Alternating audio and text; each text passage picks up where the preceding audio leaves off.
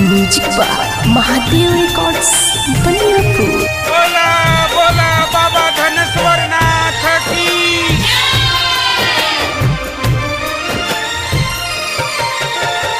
बम बम सभी लोग बोलाता जाए लगल बाबा धाम हो।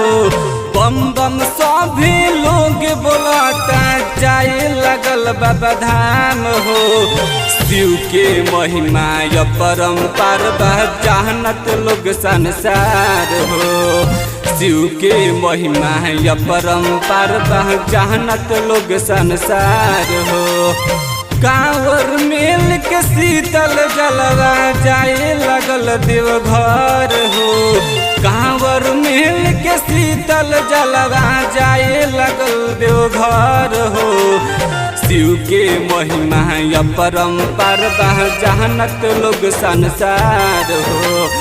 शिव के महिमा या परम्पार बा जानत लोग संसार हो। बोला बोला बासुकीनाथ की।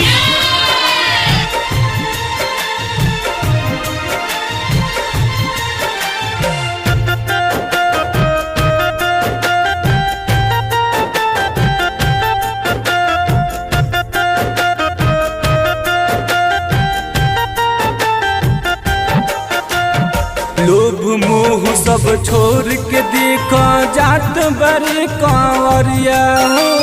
लमहर लमहर बाबा के डगरी बाटी कठिन नगरिया हो।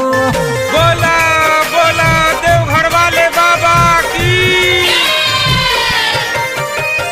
लोभ मोह सब छोड़ के देखो जात बड़े कांवरिया हो।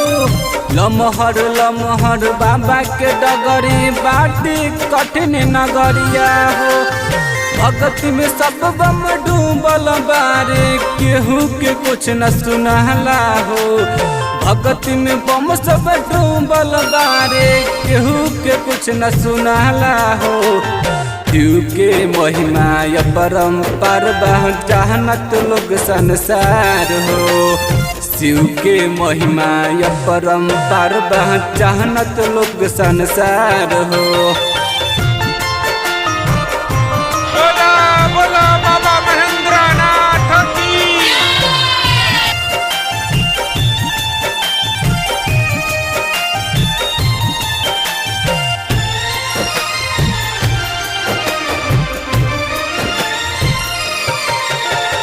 लोभ मोह सब छोड़ के देखो जात बारे कांवरिया हो। लमहर लमहर बाबा के डगरी बाटी कठिन नगरिया हो। बोला बोला बाबा धनेश्वर नाथ की। देखी के सपवा तोड़ बलागत बाबा कैसे आई हो। थर थर कांपे देहिया हमार जलवा कैसे चढ़ाई हो। बिकी बिराना राहुल बिहारी लेके आइल गुहार हो।